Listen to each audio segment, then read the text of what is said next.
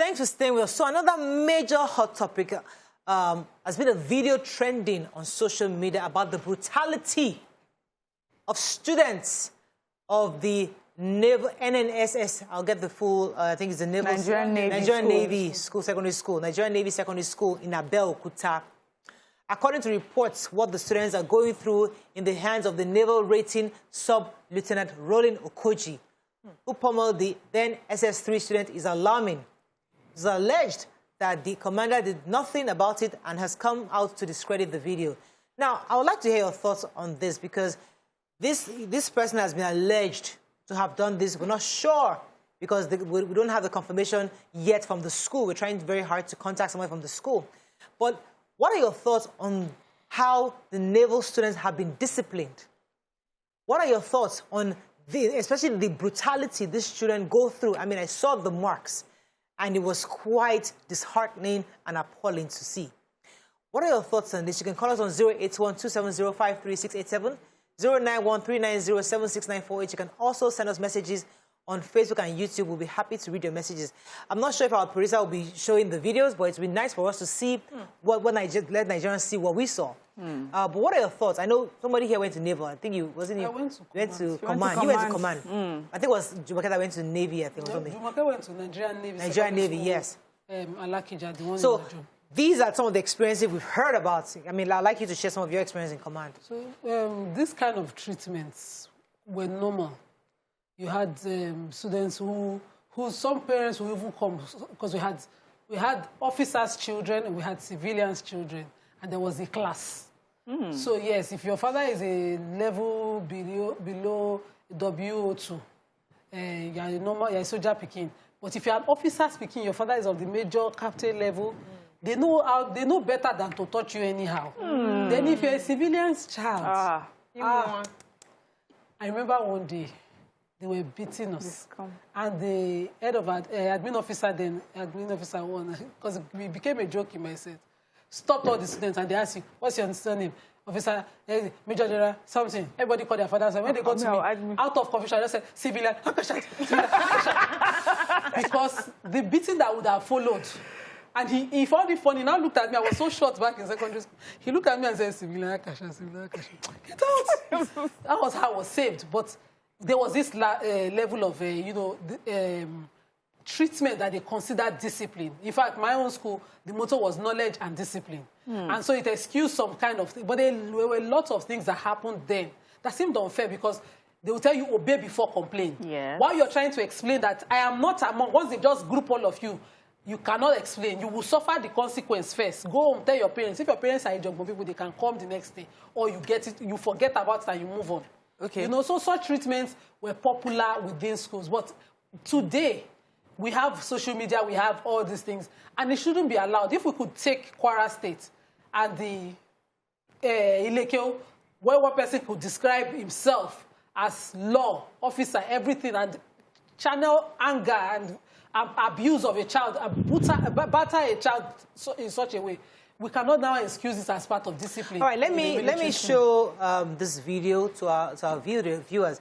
Viewer discretion is advised, because it wasn't something that was really interesting to watch. But please watch this clip if you can. For this school, so to the suffer. Shirts. Now person back with this so. Tomorrow no more. If you die today, you die no more. Now person back with this so. Now person back oh. Come see person back oh. Now person back oh. Most wanted. Most wanted.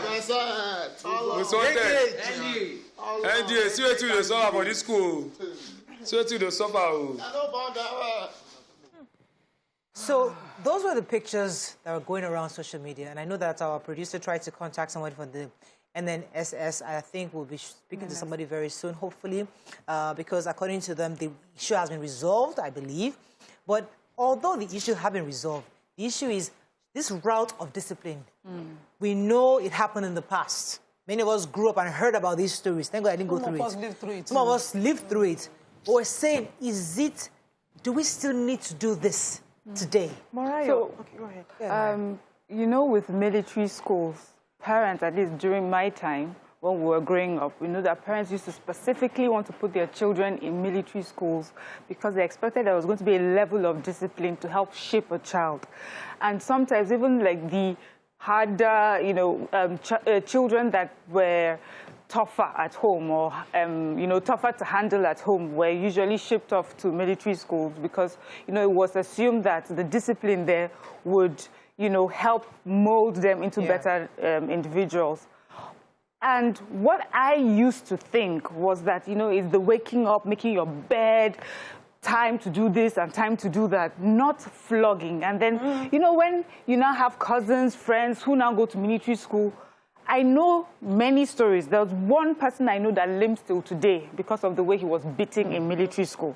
I know people who have told me classmates have died in their cells because they were beaten and locked up, no food, no water, because of, being in military school. And sometimes even the intervention of the parent makes it worse for that child. So usually when a parent now finally comes, they come to take that child out of that school because usually by the time the parents leave, it's like, how dare you? There was one time, a long time ago, when we were much younger, I remember some students had run away from Command Secondary School then in Jos. And they came and they hid in the compounds and houses on that street. See the hefty, angry-looking military men that were running after them with thick rods, And, we have this Nigerian culture of where beating is not bad. It's a way to mold a child. And now we have taken beating to the point that we're almost killing children, in some cases killing children. We need to understand that discipline can be given in such a way that it would mold a character, and that beating can also damage a child, damage a country, damage, our whole society. Imagine that sort of child growing up to become a teacher someday. What's the difference? He will even do it better than what has been done to him, because for him, that's normal. That's the way to go. We need to change our mindset concerning discipline. We can discipline without assaulting our children. Let me take this call from Kaduna. Lillian, are you there? Yes, I'm still already. You're live. Go ahead. Good morning. Okay, my view on this is there is a difference between wickedness and discipline. Yes. I agree. The video I just saw now is wickedness, not discipline. Hello? We can hear you very clearly, Lillian. Go ahead, please. Hello, right? Yes, we can hear you, Lillian. Oh, so that's wickedness. I mean, those marks, obviously. Even in law, you're not even allowed to treat a criminal like this. You're not allowed. They protect criminals from being tortured because even though you are a criminal, till the court proves innocent till proven guilty. Till you're proven guilty, and even at that, you will be sent to jail. You will be given projects that would help you reform yourself, not physical beating. This is obviously damage and not discipline. We need to separate the two. We always wonder why we are the way we are, why we act the way we act. We have seen over the years that this sort of treatment hasn't worked for us. As a country, Nigerians are naturally angry people. You're in traffic, everybody's shouting and spitting at each other. Any little confrontation, they are throwing blows. We haven't learned the art of communicating with each other. And that is what we are teaching these young ones, that everything ends in violence. So if you commit a crime, I punch you instead of having a conversation with you. If you get me upset, I slap you instead of having a conversation with you. Education has gone beyond, we are the Navy, we are the Army, we want to show discipline. There are other ways of showing discipline. Back in the days, the emotional needs of a child was not included in the curriculum. It was just about you come, read, and write, and then go out and, But even when we paid attention to character, you have to learn to make your bed, you have to learn to sweep, you have to learn to greet and all of that. The emotional needs are still lacking, and it has affected us as a society. So we need to be truthful to ourselves. What are we doing to these children under our care? Are we caring for their emotional needs? Are we caring for empathy? Children who have been beaten, dealt with, they don't have empathy. It takes a lot. As adults, a lot of people are walking around with baggages. I always say it here. We are constant work in progress because we are becoming aware to see that this is not how to do things. And then we're still raising another generation in the same way. The battle is too much now. Okay, let me take this call from Rosemary from Port Harcourt. Rosemary, are you there? Yes, I'm here. Good morning. You're live. Go ahead, please. Yes, I'm a first-time caller. Welcome to the show. Yes, honestly, I'm I'm speaking from a mother's perspective. Like, seriously, I will not take that from any instructor, from any teacher. And by the way, I'm a soldier.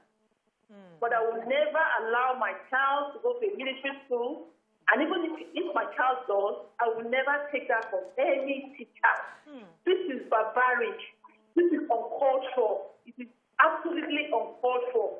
I want to beg you people to make sure this goes viral so that the every instructor or teacher will be brought to book. Rosemary, Rosemary, let me stay with you for a minute. Since you're a soldier, I would assume, yes, I am. because, I mean, I've watched movies like G.I. Jane and G.I. Joe and all this other, we see intense discipline and physical, training that they undergo. And you think because these children go to this naval school, so they have been exposed to this sort of discipline. Could you give us an idea of how your training was, and was this part of what you went through as a soldier? As a soldier, you are meant to undergo some form of training. These trainings are meant to make you, stand out in case you are caught by the enemy at any time. So you'll be able to withstand tortures and all that. But I'm telling you authoritatively today that whatever training I've undergone are not meant for my children to undergo, except they have decided to go into the military. Going to a military school is not making them... Oh, sugar. There's a difference between going to a military school and going into the military. Yes. Yeah, of course. Most of our parents, I remember my dad then just wanted a better school, a unity school. So we wrote the exam for the Nigerian Air Force Academy in Jos. My elder sister wrote all the exams, and I was just, lucky to write this one exam and made it. And so they said, okay, go to secondary school and we're in the same class. And it was about a unity standard education, considering the environment where we're living then. My very first day in school, one officer, good luck, beat me. Bad luck me. Beat me sote, I did not get. I went home and said to my dad, I need to leave that school. I can't cope there. He said, for my children, it's you that I will not withdraw. Because we need to balance you. So maybe that's where you need somewhere that you'll be on your feet, you'll be fast, you'll be at speed. Yes, I grew up. I'm at speed now, I'm fast and everything, but there were too many abuses. I always query why parents can't listen to children. And when I sit with some of my classmates from secondary school, when they conclude on something, they don't listen. Because we were made to obey before complain. People from those schools are very stubborn. I have obey before complain. And there were a lot of things they did that were clear discipline. In my school then, I remembered when WAEC had one issue and said there was a malpractice issue. The commandant at the time said, lie, it's not in my school. So all the students were made to write their exams because there was a leaked paper. In the open parade ground, our parade ground is as wide as a field made of granite. Every SS3 student then were spaced out. So those are some of the discipline. You were not allowed to be caught at a bad behavior.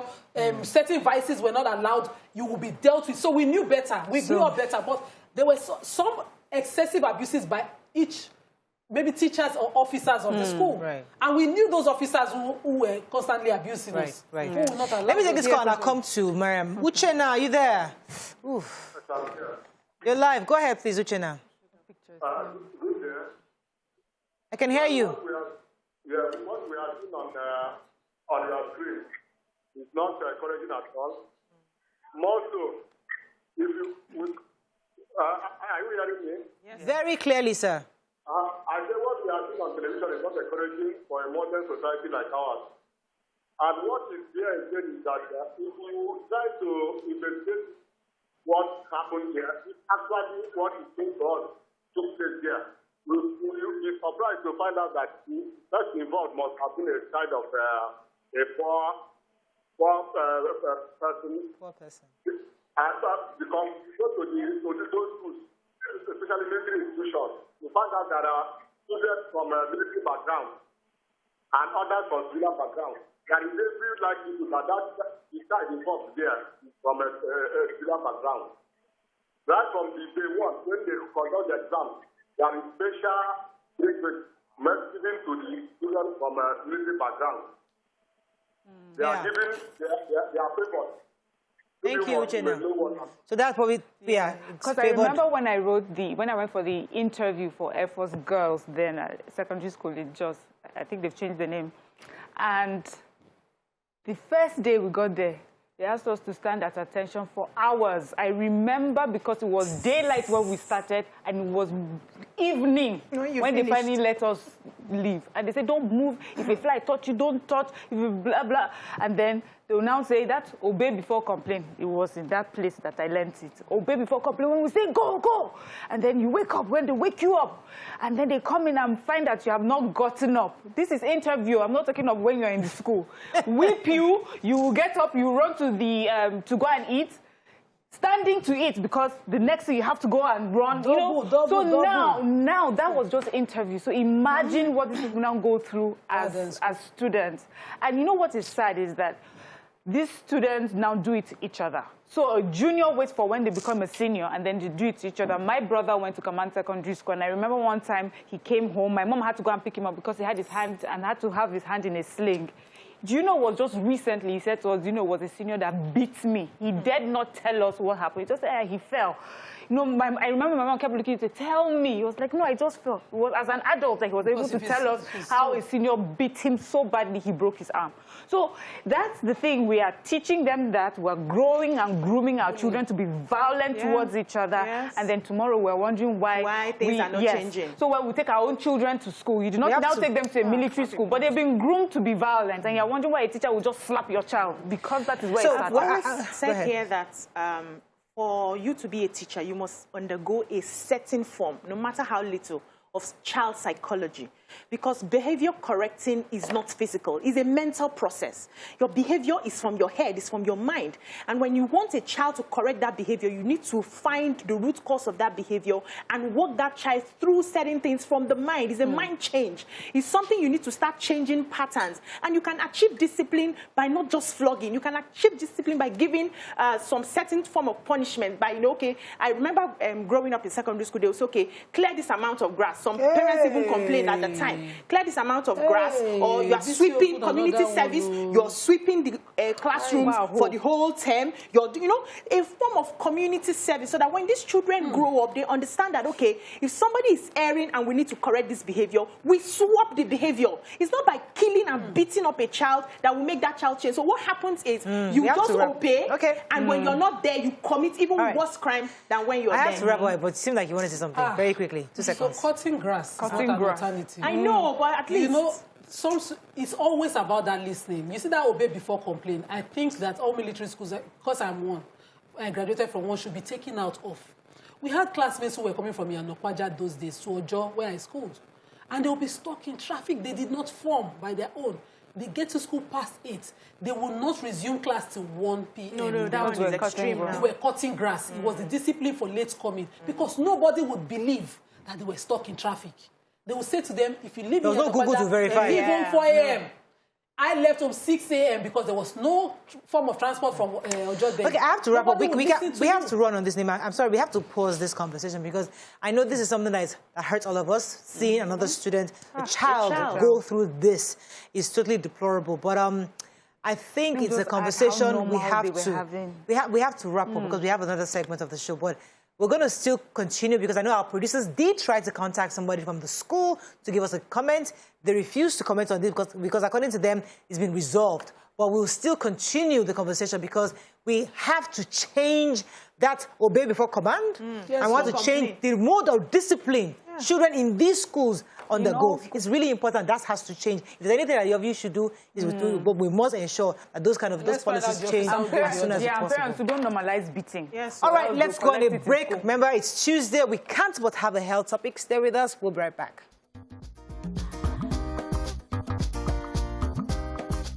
Stay tuned. Your View will be right back.